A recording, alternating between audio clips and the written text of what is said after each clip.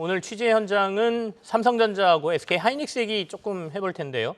오늘 삼성전자가 이제 실적 공시를 했죠. 그러니까 잠정 실적한 이후에 이제 확정 실적을 발표하는데 오늘 공시가 됐습니다. 그래서 삼성전자 얘기부터 해보겠습니다.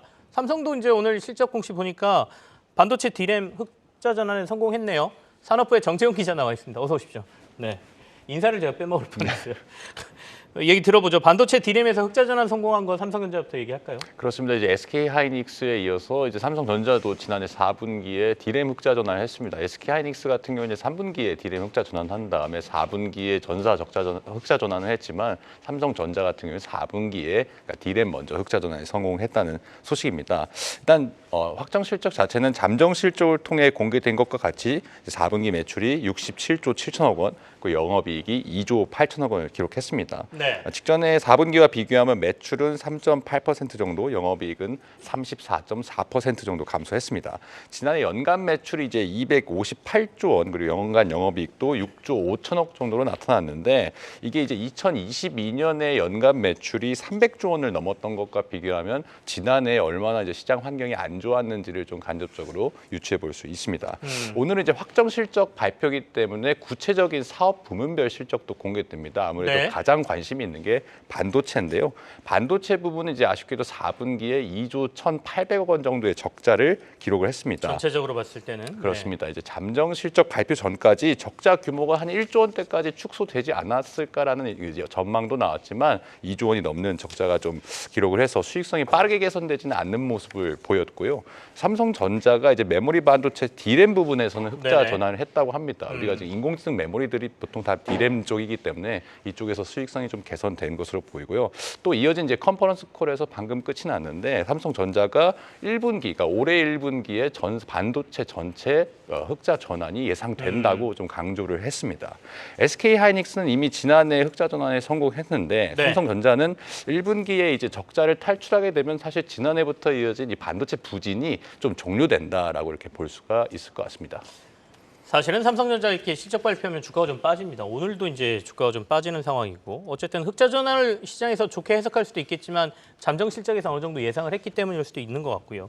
근데 이제 덩치가 커서 그런가요? SK하이닉스보다 조금 실적 개선되는 게 늦다라는 느낌이 드는데 그 이유는 어디서 찾아야 됩니까? 그렇습니다. 사실 지금 반도체 반등은 전체적인 수요가 올랐다기보다는 이제 기업들이 공급량을 조절해서 좀 이루어지는 부분이 많거든요. 감산 효과다. 그렇습니다. 네. 이제 감산도 SK하이닉스도 지난 이제 실적 발표를 통해서 감산을 점진적으로 조정을 하겠다, 그러니까 지속을 당분간 하겠다고 밝혔는데 삼성전자 역시 감산을 상반기까지는 지속을 하겠다고 밝혔습니다. 그러면서 이제 D램 재고 같은 경우에는 올해 1분기 정상화가 이루어지고 낸드 플래시에서는 상반기 안에 재고 정상화가 이루어질 것이라고 좀 내다봤습니다. 네. 이 부분에서 SK하이닉스와 조금 차이가 있는데요. SK하이닉스는 이제 낸드 플래시가 이제 하반기에 정상화될 것이라고 했거든요. 아무래도 조금 더 이제 지배적 사업자인 삼성전자 입장에서는 좀 더 지배력을 앞세워서 좀 정상화의 속도를 내는 것이라고 볼 수가 있겠습니다. 감산을 조정한다는 건 사실 생산량을 늘리지 않겠다는 말이잖아요. 네네. 재고가 많이 줄었지만 공급량을 아직 늘리기에는 말씀드린 것처럼 시장 상황이 아직까지는 불확실하다는 데 좀 있습니다.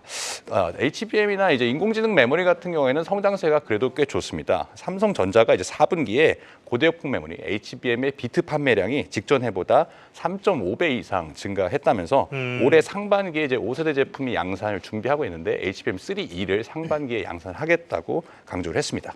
결국에는 믿을 게 HBM밖에 없나라는 생각도 좀 들기도 하고요. 근데 이제 삼성은 반도체만 하는 건 아니니까 지금 시장에서 기대하는 거는 이번에 나온 S24 이른바 AI 폰이지 않습니까? 뭐 신문에 보도되는 걸로 보면 굉장히 초반 성적은 좋은 것 같아 보이던데요. 그렇습니다. 마침 오늘이 이제 네. 갤럭시 S24가 전 세계 정식으로 129개국에 이제 정식으로 출시되는 날인데요.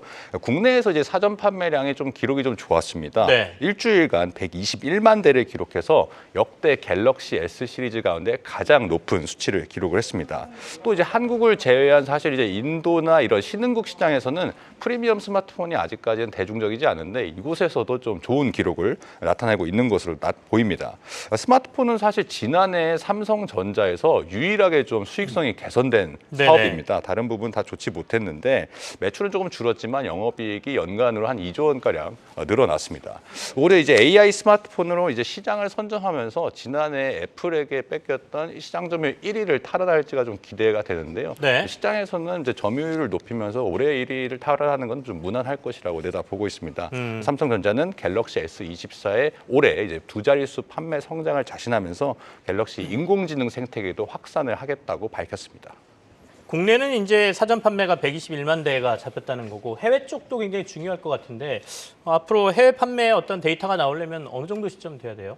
해외 판매 같은 경우에는 사실 삼성전자가 국내에서 사전 판매 기록만 나타내기 때문에 뭐 이렇게 기록을 공식적으로 얘기하거나 네, 하진 않습니다. 발표하지는 않습니다. 다만 이제 한 3월 정도가 되면 이제 초반 기록들 흥행이 성공했는지 여부가 네. 좀 판가름 날 것이기 때문에 사실 지난해 갤럭시 S23 시리즈 같은 경우에 초반 판매가 꽤 좋았습니다. 수익성도 괜찮은데 이제 하반기로 가면서 사실 좀 빠졌었거든요. 네네. 그러면서 목표했던 3천만 대 판매량을 채우지 못했던 좀 아쉬웠습니다. 근데 올해 같은 경우는 지금 인공지능 스마트폰으로서 좀 키워드 자체를 좀 선점을 한 측면이 있기 때문에 조금 더 판매량이 늘어날 것으로 한 3,600만 대까지 내다보고 있습니다. 기대감은 분명히 있다 이런 말씀이시고 근데 이제 삼성전자 출입하다 보면 내부 분위기도 굉장히 중요하거든요. 기자들하고 그다음에 내부에서 실제로 제품 나오고 그러면 이번엔 좀 자신 있어 뭐 이렇게 얘기하는 경우도 있고 직접 체감하는 분위기는 좀 어떻습니까? 괜찮을 것 같습니까? 이제 제품이 미국에서만 나온 게 아니고 네. 우리나라에서 지금 매대에 가면 다 깔려 있잖아요. 뭐 기자들뿐만 아니라 일반 소비자들도 좀 체감을 하고 있는데 실제로 매장에서 만나본 소비자들은 사실 인공지능에 대해서 좀 신기하다라는 측면도 있고